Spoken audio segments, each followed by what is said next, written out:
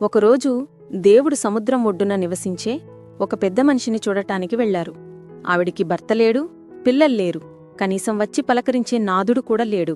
ప్రతి సాయంత్రం ఆవిడ తన చిన్న కిరోసిన్ దీపం వెలిగించుకుని చిరిగిపోయిన బైబిల్ తెరిచి చాలా నెమ్మదిగా ఇలా అనేవారు: ప్రభువా, నాకంటూ ఏమీ లేదు, కాని నువ్వున్నావు, నాకది చాలు అని. అది చూసి ఒక దేవదూత దేవుణ్ణి అడిగింది: ప్రభువా, ఆవిడని అంత ఏకాంతంలో ఎందుకు బతకనిస్తున్నావు అని. దానికి దేవుడు, నిశ్శబ్దంలోనే నేను నా గొప్ప అద్భుతాలు సిద్ధం చేస్తాను అని బదులిచ్చారు.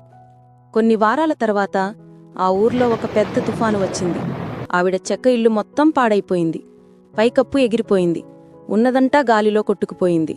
కాని ఆవిడ మాత్రం ఏడవకుండా ఆ మట్టిలో మోకరించి, ప్రభువా, నాకేమీ అర్థం కావట్లేదు, అయినా సరే నేను నిన్ను ప్రేమిస్తూనే ఉంటాను అని చెప్పింది. 3 రోజుల తర్వాత ఇంజనీర్